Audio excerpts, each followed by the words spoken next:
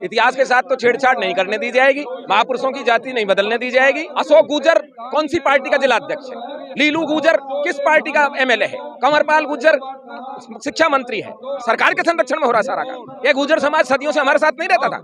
अरे अपने बच्चों तक को कुर्बान कर देने वाला समाज आज हमारे सामने खड़ा कर दिया इन्होंने। सरकार जिम्मेदार है, आरएसएस जिम्मेदार है। सम्राट मिहिर भोज की प्रतिमा के अनावरण के बाद से शुरू हुआ विवाद आज इस कड़ी पर आ पहुंचा है कि कैथल के हुड्डा ग्राउंड पर आज 18 अक्टूबर को तकरीबन राजपूत समाज के तमाम नुमाइंदे या फिर हजार की संख्या में लोग यहां पर पहुंचे हैं कैथल के हुड्डा ग्राउंड में। और इसी के साथ साथ इन हजारों की संख्या की बदौलत राजपूत समाज सरकार को चेताने का प्रयास कर रहा है कि सरकार ने अगर उनको हल्के में लिया तो 2024 में कहीं ना कहीं खामियाजा भुगतना पड़ सकता है। और आज इसी कड़ी में ये तमाम महाकुंभ की सीधी तस्वीरें भी आप देख रहे हैं, जहां पर राजपूत समाज के तमाम पदाधिकारी भी पहुंचे हैं और अपने अपने संबोधन के मार्फत लोगों में ऊर्जा भी उत्पन्न कर रहे हैं और एक तरीके से सरकार के खिलाफ ये नुमाइंदगी भी कर रहे हैं कि 2024 में सरकार को या भाजपा को सबक सिखाने का भी काम करना है। फिलहाल इस कड़ी में हमने लोगों से भी बात की है, राजपूत समाज के तमाम पदाधिकारियों से बात की है, क्या कुछ उनका कहना था सुनिए। नाम तो राजेंद्र सिंह नरूका है, राजस्थान में बसेठ गांव है, अलवर है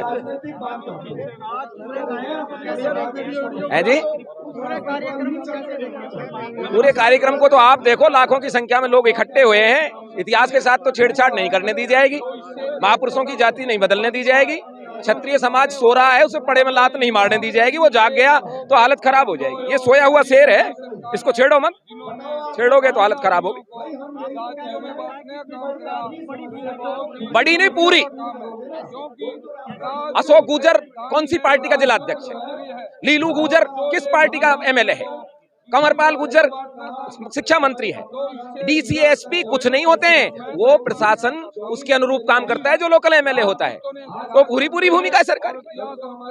योगी जी आदित्यनाथ दादरी में किस प्रकार से इतिहास को शुद्धिकरण कर देते हैं और यहाँ खट्टर साहब क्यों खटारा बन के बैठ गए? पूरी भूमिका सरकार के संरक्षण में हो रहा सारा काम। कोई ऐसा बेवकूफ समझता नहीं है, समाज पागल नहीं है। ये सरकार के संरक्षण में ये काम हो रहा है। सरकार द्वारा प्रायोजित दोनों भाइयों के झगड़े में वो अपने वोट की राजनीति कर रहा है। ये गुर्जर समाज सदियों से हमारे साथ नहीं रहता था। अरे अपने बच्चों तक को कुर्बान कर देने वाला समाज आज हमारे सामने खड़ा कर दिया इन्होंने। क्षत्रिय समझता है इस बात को, गुर्जर भाई भी समझ जाएंगे आज नहीं तो कल। सरकार जिम्मेदार है, आरएसएस जिम्मेदार है। कोई सुरेंद्र सिंह है आरएसएस का, वो जिम्मेदार है। बुलाओ उसको सामने। कैसे उसने अशोक गुर्जर को भड़का के ये काम करवाया? क्यों नहीं करा पाया वो दादरी में? वहां योगी आदित्यनाथ था, नहीं सुनता ऐसे लोगों की बात। बोलो, उनके कार्यक्रम में योगी आदित्यनाथ जी ने गुर्जर शब्द को हटवाकर ही प्रतिमा का अनावरण किया और यहाँ ये हमारी छाती पे मूंग दड़ना चाहते हैं। ये सोच रहे थे हरियाणा में कैथल में राजपूत नहीं है। आप देख लो, गिन लो आप, इनको लाखों की संख्या में खड़े हैं। और ये तो शॉर्ट नोटिस की बात है, 2-3 राज्यों में चुनाव है। राजस्थान का, मध्य प्रदेश का आदमी तो यहाँ आ भी नहीं पाया है, नहीं तो ये क्या कैथल की धरती तो छोटी पड़ जाती। 10 लाख की भीड़ इकट्ठी हुई थी जयपुर में और कितनी अनुशासित थी। एक आदमी ये नहीं कह सकता कि हमारा केला खा गया कि मूंगफली खा गया। 4 घंटे कार्यक्रम चला, 4 घंटे तक साफे का टेढ़ा भी नहीं हुआ किसी बंदे का। हम अनुशासित लोग हैं, लेकिन हमें कमजोर समझने की सरकार जो भूल कर रही है वो स्वीकार नहीं होगा। मेरा नाम राघवेंद्र सिंह राजू है, मैं अखिल भारतीय क्षत्रिय महासभा का वरिष्ठ राष्ट्रीय महामंत्री हूँ। कैथल की धरती पर आया हूँ। देश में जो इतिहास के साथ छेड़छाड़ हो रहा है, इससे पहले भी एपिसोड बहुत सारे हुए। उत्तर प्रदेश में जोधा अकबर चलने नहीं हम लोगों ने दी थी। पद्मावत को लेकर के आपने देखा था, जबरदस्त विरोध था। पूरे देश में क्या सिर्फ इतिहास को बिगाड़ने और तोड़ने का काम, सिर्फ राजपूत समाज को अपमानित करने का काम जो भी सरकारें रही हैं, उन सभी सरकारों को इन सब चीज़ों का संज्ञान लेना चाहिए।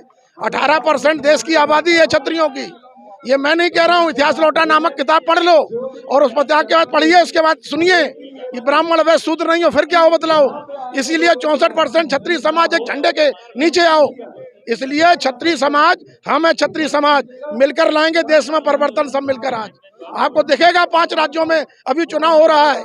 इसलिए सत्ता बिगाड़ने और सत्ता बनाने के काम में अगर कोई जाति है वो सिर्फ क्षत्रिय है, जो किसी धर्म और जाति मजहब से हट करके देश और राष्ट्र प्रेम के नाम पर समाज के हित और अधिकारों के लिए लड़ती है। इसलिए यहाँ पर जब हाई कोर्ट ने कह दिया, और हाई कोर्ट के आदेश को भी आप नहीं मान रहे, जिन लोगों पर, निर्दोष लोगों पर मुकदमा दर्ज हुए हैं, मैं आह्वान करता हूं, ये जो चिंगारी है कैथल की, हम चाहेंगे पूरे भारत में भारत यात्रा निकलनी चाहिए और सारे राजपूत समाज के संगठन के प्रमुख को एक मंच पर यह तय करना चाहिए कि सारे लोग सड़कों पर निकले।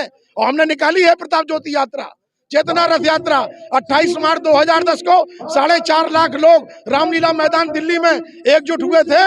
वो एक संघनाद था और अभी तो ये टेलर है, आपको केवल दिख रहा है। देखिए, सरकार 5 राज्यों में अभी चुनाव चल रहा है। देश का राजपूत जब जिधर अंगड़ाई ले लेगा, 18% क्षत्रिय समाज है, ये मैं नहीं कह रहा हूँ। 4 सूत्र थे 1931 के बाद, जातिगत जनगणना जितनी भी हो रही है जाति प्रेरित है। अब 1931 के बाद सारे उस समय से समीकरण उठा लीजिए, तो ये सब दिखाया जा रहा है। ऊपर नीचे करने का जो खेल, ये सब ठीक नहीं है। केवल वोट पाने का,